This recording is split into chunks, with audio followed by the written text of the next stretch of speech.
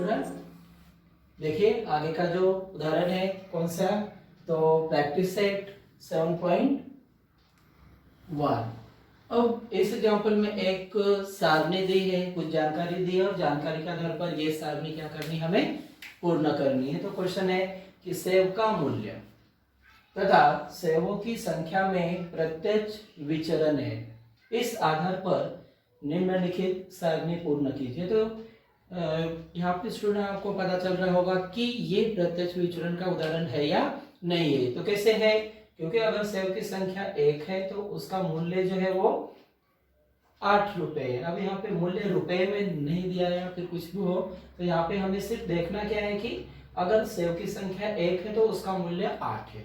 अगर सेवों की संख्या बढ़ गई, 1 से कितनी हो गई, 4 हो गई, तो यहाँ पे मूल्य भी जो 8 से कितना हो गया, 32 हो गया। तो एक संख्या बढ़ी, सेवों की संख्या बढ़ी, मूल्य भी क्या हो गया, बढ़ गया। और ऐसे यहाँ पे देखोगे तो आप 12 सेव अगर लेते हो तो उसका मूल्य ज्यादा होगा। या फिर 160 रुपए में, या 160 रुपए में कितने सेव आएंगे। तो एक संख्या अगर बढ़ रही है तो मूल्य भी बढ़ रहा है, या फिर एक संख्या अगर कम हो रही तो दूसरी संख्या भी क्या कम हो रही, कम हो रही। तो ऐसे पता चलता है कि ये जो उदाहरण है किसका है, प्रत्यक्ष विचरण का है। तो यहाँ पे आपको इस उदाहरण को हल करना है, तो आप मौखिक भी हल कर सकते हो कि यहाँ पे 56 रुपए पे हमें कितना आएगा। तो यहाँ पे पता चल जाता है कि इस 1 को 4 से गुणा किया तो 1 और 4, और इस 8 को 4 से गुणा किया तो 32 हो गया।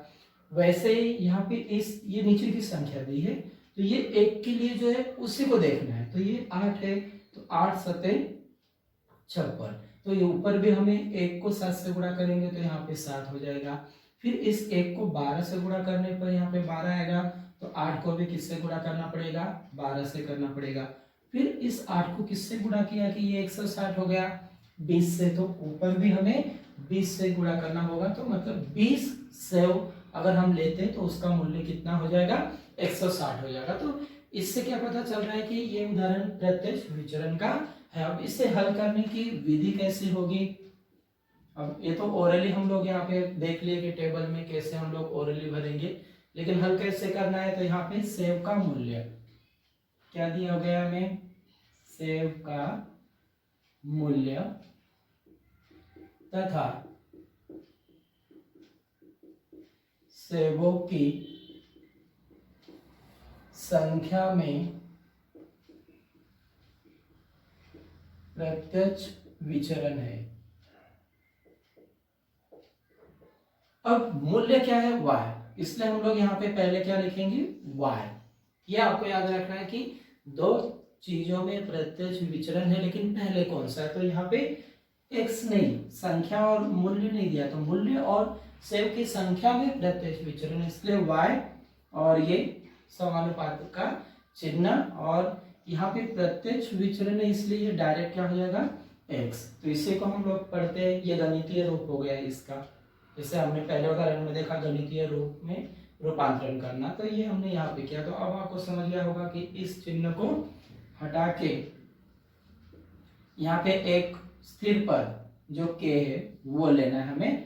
अब यहाँ पे k के लिए हो जाएगा ये पहले से y, और ये गुणा का क्या होगा, यहाँ पे भाग होगा, मतलब हमें k का मान मिलेगा, जो स्थिर पद है वो यहाँ पे मिल जाएगा। तो जब हम अब इनकी कीमतें पहले जो दोनों दी है, अब इसको भी लेकर 4 और 32 में से दोनों जो चीजें दी है वो कोई भी एक आप यूज कर सकते हो। तो यहाँ पे मान लीजिए मैंने 1 और 8 लिया, तो k का मान मिल रहा है हमें, y का मूल्य 8 और x का 1, तो k का मूल्य कितना आ गया, 8। तो इससे हमें विचरण का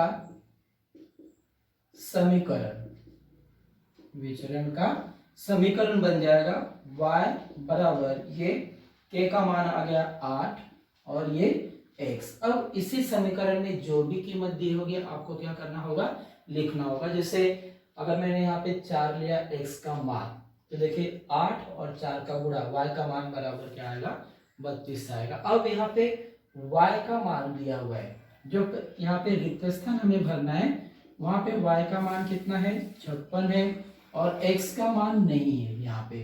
तो मैं क्या करूंगा, इसी समीकरण में y की जगह पे 56 रखता हूँ। देखो 56 बराबर 8x, तो ये 8 इधर आके 56 को क्या कर देगा, भाग कर देगा, और इधर ये x बच गया, तो 8 एकम 8, 8 सत्ते 56, तो इधर x का मान हमें कितना मिल गया, 7 रुपये। तो यहाँ पे हम लोग यहाँ लिख लेंगे 7 रुपये। और अभी भी हमने देखा था कि इस 8 को किससे गुणा करके 56 हो रहा था, 7 से, तो इस 1 को भी 7 से गुणा करेंगे। अब दूसरा जो उदाहरण आप यह हल करोगे, यहाँ पे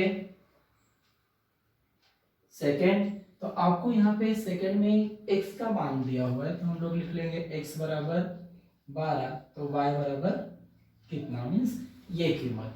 और ये जो विचरण का समीकरण है वो इम्पोर्टेंट है, तो इसमें अब इस x की जगह पे ये मान लिख लेंगे, तो y डायरेक्ट मिल जाएगा हमें। ये देखिए y बराबर 8x, मीन्स 8x के बदले हम लोग 8 गुणे 12, तो 12 8 96, तो यहाँ पे ये मूल्य कितना आ गया, 96 आ गया। उसी तरह से तीसरे उदाहरण में y का मूल्य दिया है, ये क्या है, y, तो y बराबर अगर हम लोग तीसरे उदाहरण के लिए ले लेते हैं कि y बराबर 160, तो x की वैल्यू कितनी होगी, फिर से आपको इसी समीकरण में मान रखना है, तो विचरण का समीकरण ज्ञात करना जरूरी होता है। तो यहाँ पे हम लोग लिखेंगे 160 बराबर 8x, तो 160 और ये 8 इधर आके भाग, और ये x, फिर 8 एकम 8, 8 दूनी 16 और 0, तो x का मान यहाँ पे कितना आ गया,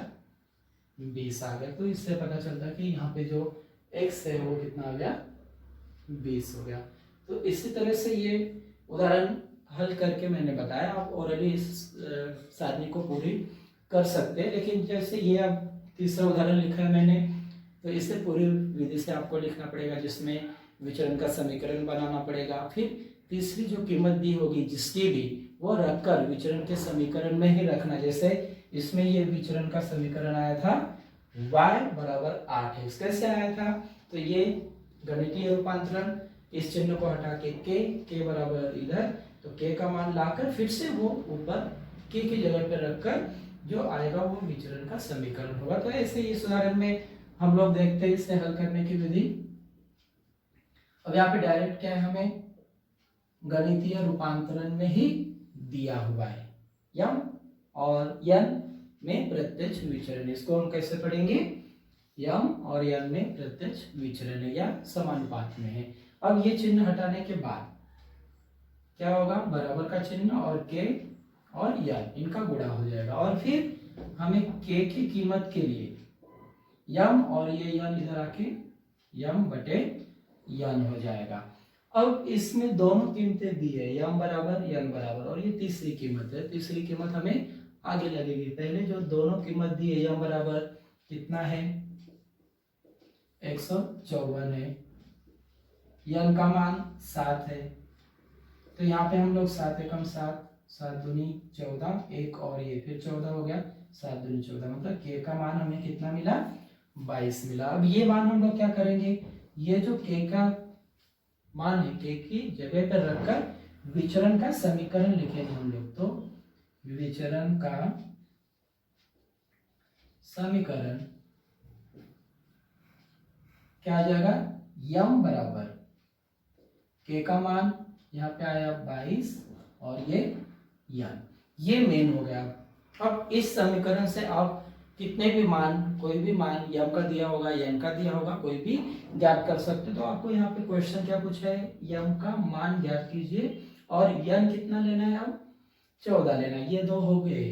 अब यन बराबर 14 होने पर यम का मान ज्ञात कीजिए, तो यहाँ पे यन बराबर 14, तो यम बराबर क्वेश्चन मार्क। तो इसे हम लोग कैसे हल कर लेंगे, इसी समीकरण में यम की जगह पे क्या लेंगे हम लोग, 14 लिख लेंगे, तो यहाँ पे आ जाएगा यम बराबर 22 यन, मीन्स 22 गुणे 14, तो यम बराबर 14 दूनी 28 और 28 और 2 30, तो ये यम का मान हो गया 308। तो उदाहरण बहुत ही आसानी से आपको ये गणितीय रूप को के का मान ज्ञात करना, के का मान लिखकर विचरण का समीकरण ज्ञात करना, और जो समीकरण मिलेगा उसमें आप यम का, यन का या एक्स और वाई वाले उदाहरण होंगे तो एक्स और वाई का जो तीसरी कीमत होगी उसका उपयोग करके आप कितने ही मान ज्ञात कर सकते हो। जैसे यहाँ पे मैंने एक ही विचरण का समीकरण बनाया